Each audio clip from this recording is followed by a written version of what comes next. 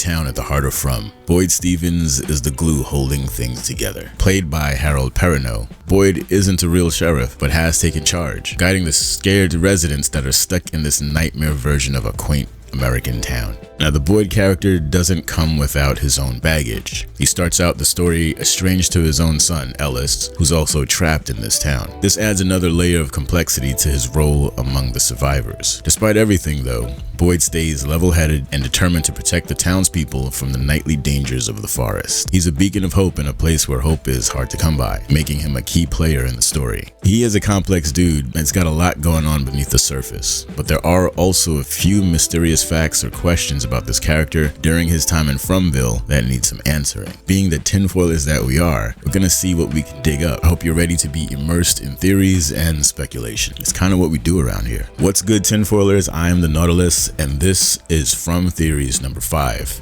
the Boyd Stevens episode. Before we kick things off, a quick note that this is obviously a spoiler-heavy video. So if you're not done with seasons 1 and 2 of From just yet, now would be the ideal time to bail and save this one for later. As always, a big shout out to the channel patrons. These people make it all possible, and I cannot thank you enough. Check out these links for the Patreon and the link to the channel Discord, which is free and open to everyone. Alright, tinfoilers, enough chitter chatter. It's time to dive. So let's break down Boyd's story up until the Matthews family arrives, marking the real start of our journey. So Boyd Stevens is a veteran. He's haunted by the loss of his friend Corporal Brian Kelly in Iraq. His military service sharpens his logistical skills, earning him the nickname Mr. Fish and Loads for his resourcefulness. But the trauma of war left a deep scar. Boyd, his wife Abby, aka Iron Abby, and their son Ellis embark on a road trip. There's a light moment where they surprise Boyd with a boat he had been longing for. But this joy is short-lived when they nearly crash into a fallen tree and they enter a deserted town and meet the frantic Father Khatri. Ignoring Abby's protest, Boyd follows Khatri to a hidden underground shelter where they meet Donna, Dale, and others. The grim reality sets in as Donna warns that Abby's gun is useless against the unseen threats that emerge from the woods at night. The next morning, Boyd faces the horror of the mutilated bodies in the street. Frustrated by Khatri's vague answers, Boyd refuses to accept their grim fate. He steps up, rallying the group with his military experience. He assigns Donna to ration supplies and works with Abby to establish a more secure nighttime strategy. Boyd's leadership shines, becoming a beacon of hope as they prepare to face the unknown. One thing is clear, Boyd is determined to turn this into more than just a fight for survival. So already we've established that Boyd's natural inclination is to solve the problem by taking the initiative and using everything he knows to formulate a winning plan. This is what he does and will continue to do because it's in his blood, pardon the pun. It's this natural inclination that we see at work throughout the entire ordeal. Boyd's curiosity, coupled with his tendency to seek out answers, pays off big time for the citizen of Fromville, as we soon find out. So Boyd, always curious about the forest, asks Father Khatri if the creatures roam during the day. Khatri isn't sure but doesn't think so, and that's all Boyd needs to hear to go scavenging. Khatri is very curious about Boyd, so he asks him about his past, and with a hint of pride, Boyd says he served 30 years in the military, setting up operations in some of the roughest places on Earth. So Boyd heads into the forest and comes back with a goat, leaving Khatri wide-eyed and wondering what else might be out there. Ellis arrives, telling Boyd to stop wandering off and take care of Abby, his mother, who isn't doing so hot. Ellis thinks the stress is getting to her, but Boyd is too busy to notice and tries to comfort him instead. He insists that their search for answers is working and warns that if they stop, they're all doomed. Now Ellis pleads with him to let someone else handle it, but Boyd reassures him about Abby's toughness, calling her Iron Abby, and says they must persist. Frustrated,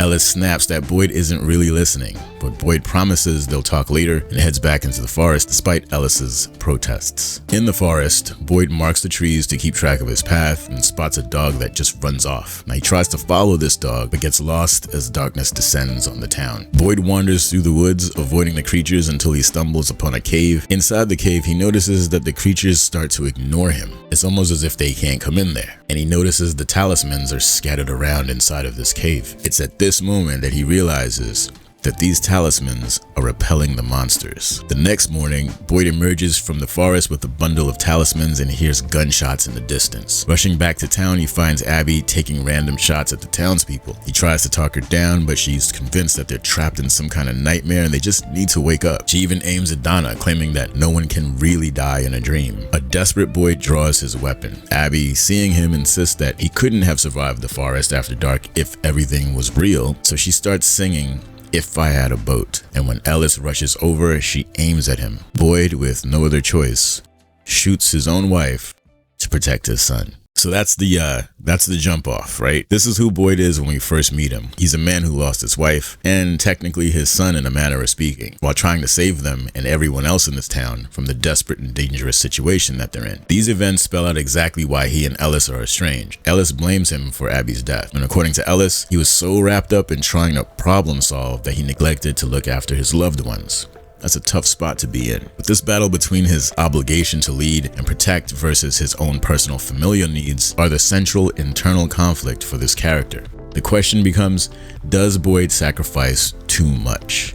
Does he take things too far with his obsessive preoccupation with solving the From riddle? We see this when he hides Sarah from Kenny after she had already taken actions that got several people killed. Not to mention the innocent man that arrives with Jade that she ended up taking out in a makeshift hospital, and also that time she tried to take out Ethan but accidentally killed her own brother. Boyd sees Sarah as potentially having the answer they need to escape, or at the very least, understand the nature of the cage they're trapped in due to her ability to communicate with the town. This supersedes anything else in his mind. So he sides with Khatri, deciding to forego the agreed upon punishment she deserves. Once again, Boyd is faced with a dilemma. Does he have the right point of view here? Well, he's not been vindicated yet. The verdict is still out, but I think we'll get an answer before the story's over. So now that we're caught up with this character's backstory prior to episode 1, it's about time we dabbled into some speculation. Now, one of the most common things being said about this character is related to the time he saved the Fromville gang from the music box monster that appeared in season 2. In case you forgot, here's a quick reminder.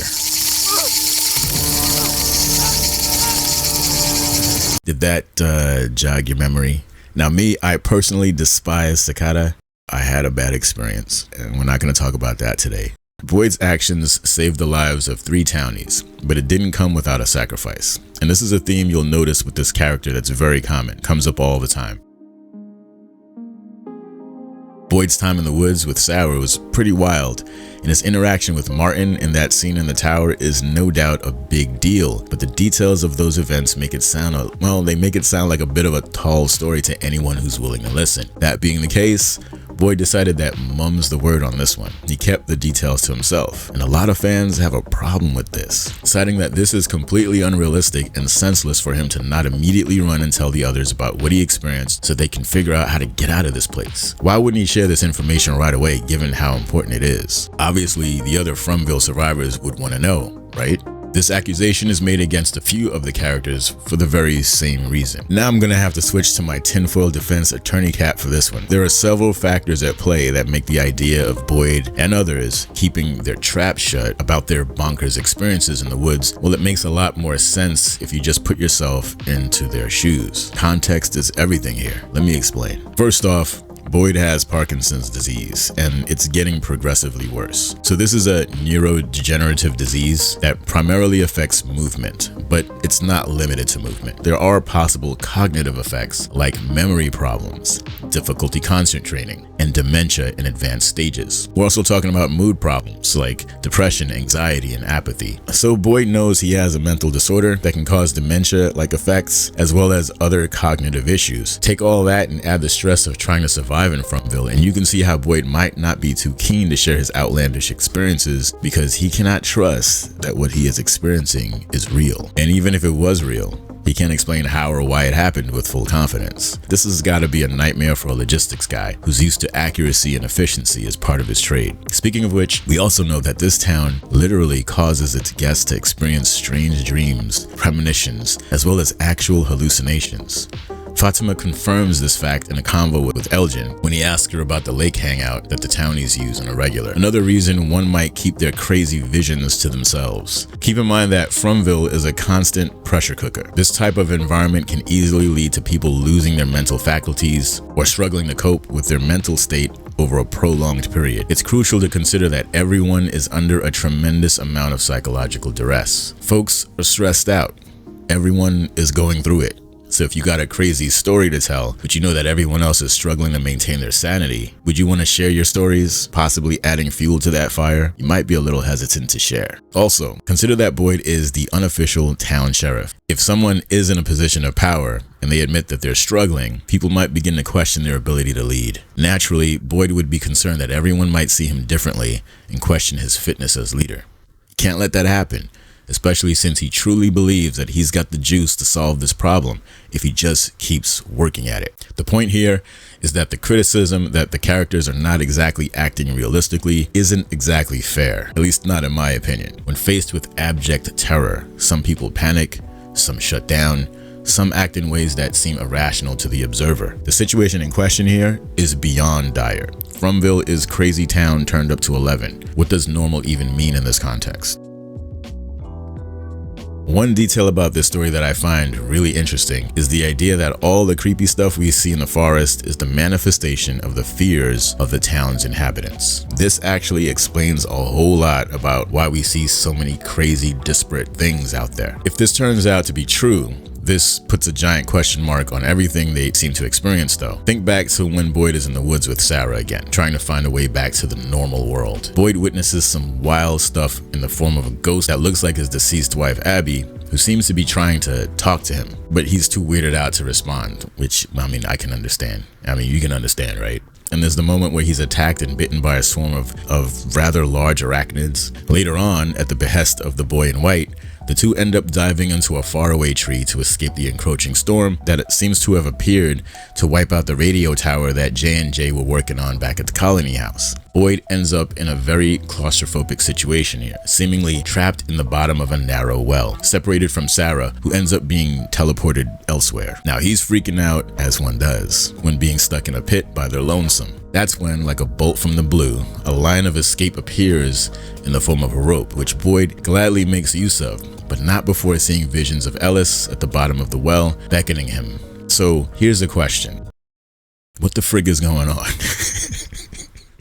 Oh, seriously, what's going on here? Was any of this real? What if most of this was in his head, the result of his Parkinson's, an elevated stress level, and a little bit of Frumville magic? That's the theory that some fans are running with right now, and to be honest, it's a pretty good theory. What if the forest surrounding this town works like a resistant field that's meant to keep its victims trapped in town by scaring the living crap out of them, thus forcing them to return to the somewhat safer center of town? The monsters that pop out at night are just one aspect of the machine. Frumville can whip up a customized, perfect nightmare scenario to scare the bejesus out of any would-be escape artists. I mean, it's got great source material reference in that regard. I mean, it's your own fears it's working with. This adds to the notion that Frumville is indeed a psychological trap. It also means that we can't trust everything that we see out there in the forest, which is even more disturbing for some reason.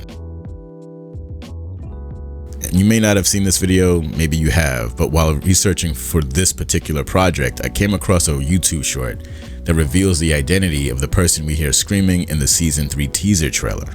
I know, tinfoilers never quit. You're so strong! You're so strong! Just... No, I know!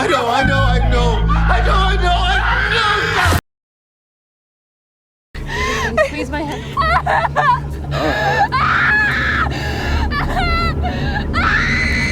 Sounds awfully familiar, doesn't it? So it turns out that the screaming we hear in this scene is a perfect match for Kelly, the character that was nailed to a tree by the monsters in a previous episode. It's a pretty gruesome clip, so I had to clean it up a little bit so I could show it. But so, what does this all mean? Well, it's hard to say. Some are speculating that this was done to hide the voice and identity of the person Boyd is talking to in the shot. That does make sense. Maybe the voice would be too easy for us to recognize and it would spoil too much before going into season 3. Others are saying that this is proof that the scene is another dream sequence. In other words, what's happening, what we're seeing here, it isn't really happening. So I'm inclined to think that the former is true. These shots were added to avoid us seeing too much of season 3. I'm not sure if I should be confused or maybe even slightly disappointed that these aren't the screams of a major character. I know it sounds so weird to say that, but I want to hear what you guys think about this. So that's it for this coverage of Boyd Stevens. There's a ton of things to talk about when it comes to this character, and it's impossible to fit it all into one video without it being hours long. You can expect more Boyd related videos in the future. I just wanted to cover some of the more pressing issues first. Anyway, that's it for this video. I hope you enjoyed it. If you did, you know what to do. Special thanks to the patrons. Much love. Remember to be forgiving of yourself. Kindness is king. And until the next time, off you go.